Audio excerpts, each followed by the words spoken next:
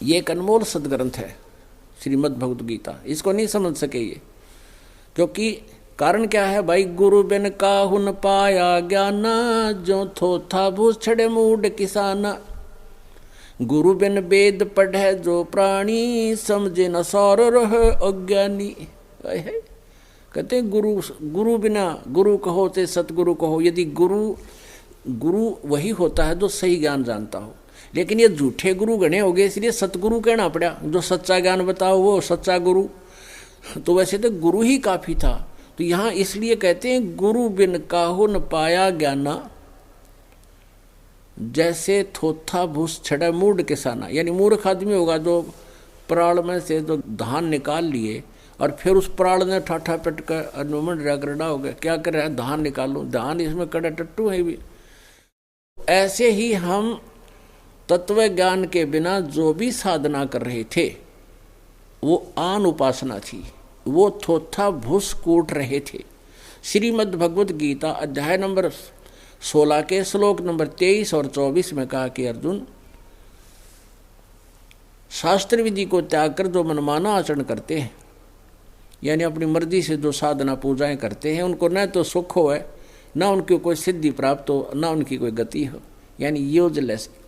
इससे तेरे लिए 24वें श्लोक में कहा है 16वें अध्याय के, इससे तेरे लिए कर्तव्य और अकर्तव्य की व्यवस्था में, यानी कौन से साधना करनी चाहिए, कौन सी ना करनी चाहिए, कौन सी त्यागनी चाहिए, उसके लिए सदग्रंथ ही प्रमाण है, नथिंग एल्स।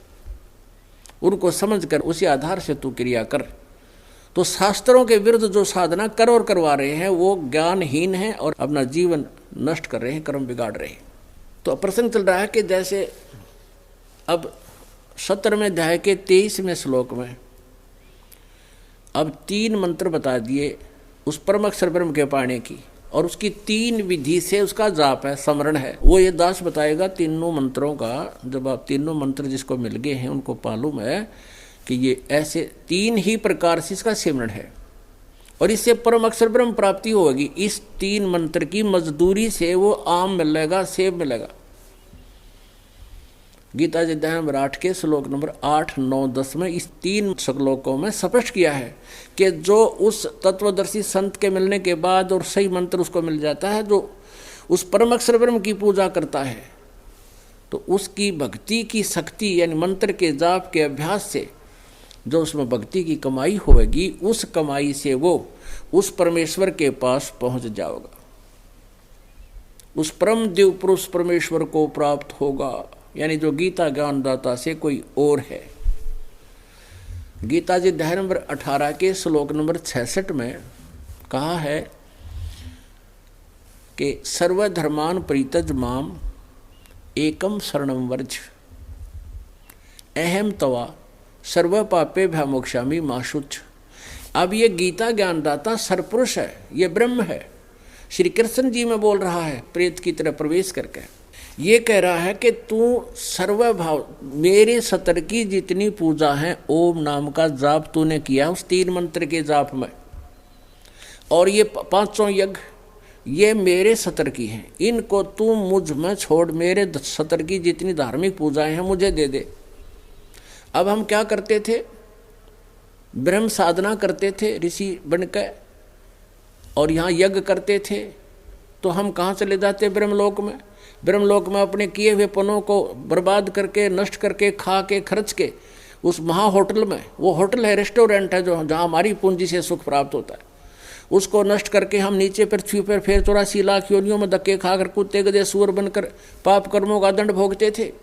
जब तक हम परम अक्षर ब्रह्म की साधना नहीं करते तो हमें दोनों कर्म भोगने होते हैं, पाप भी और पुण्य भी, और दोनों भोगने से ही समाप्त करने पड़ते हैं। और परम अक्षर ब्रह्म की शरण में आने से आपके पापों को नाश कर दिया जाता है और केवल पुण्य आपको प्राप्त रह जाते हैं। जैसे फसल में खरपतवार हो जाता है, आजकल ऐसी मेडिसिन की खोज होगी है, ऐसी औषधि की, कि उसमें डाल देते हैं पानी में फसल में, तो घास का नाश कर देती है, फसल सुरक्षित रह जाती है। ऐसी यह खोज है किस्म की, पदार्थ यही थे, खोज अब हुई है। इसी प्रकार ये मंत्र अपने सदग्रंथों में थे, लेकिन खोज इस दास के ऊपर कृपा की परमात्मा ने यह अब होगी है। तो यहाँ गीता ज्ञानदाता कह तो रहा है कि मेरे सतर की सब पूजाओं को छोड़कर उस परम अक्षर ब्रह्म की शरण में जा, और ये नाड़ी अनुवाद कर रहे हैं कि सब धर्मों को छोड़कर मेरी शरण में आ जा। श्री कृष्ण जी की शरण में तो पहले कह रहे अर्जुन मैं तो आपकी शरण में हूँ। दूसरे अध्याय के 7वें श्लोक में कहता है कि हे भगवान मैं आपकी शरण हूँ, और जो मेरे हित में हो आप वो ज्ञान मुझे बताओ, मेरी अकल काम करना बंद करेगी। वो तो पहले कह रहा मैं तेरी शरण में हूँ, तो अब मेरी शरण में आने का क्या औचित्य था यहाँ भगवान का कहने का, या समझ नहीं सके। ये अपने आत्माओं जैसे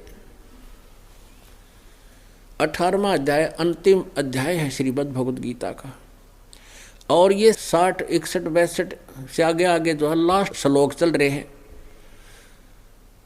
और 66 तक इसमें ज्ञान है, आगे तो फिर अलग से क्रियाएं बताई हैं। तो यहाँ क्या बताया कि अंतिम तक ज्ञान हो गया और अंतिम अध्याय आ गया, अंतिम श्लोक हो गए। अब गीता ज्ञानदाता कहता है 18वें अध्याय के 62वें श्लोक में कहा कि सर्वभाव से तू उस परमेश्वर की शरण में जा, उसकी कृपा से तू परम शांति को और सनातन परम धाम को प्राप्त होगा। अब 18वें अध्याय के 63वें श्लोक में ये कहा कि अर्जुन जो मैंने कहना था तेरे तक कह दिया, यो गीता का अति रहस्यमय ज्ञान तुझे सुना दिया, अब तेरा जैसे समझ में आवे ऐसे कर ले।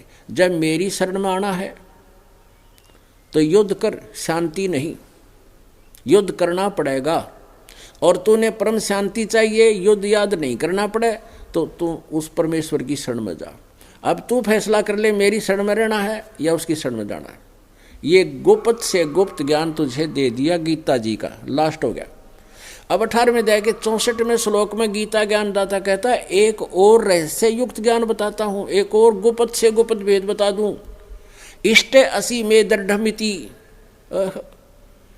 तत्वक्षामि ते हितम, के इष्ट माने इष्ट देव है मेरा भी, वही 18वें अध्याय के 62वें श्लोक में जिस परमेश्वर की शरण में जाने को तुझे कह रहा हूँ वह मेरा भी पूज्य देव है, मैं भी उसी की आराधना करता हूँ।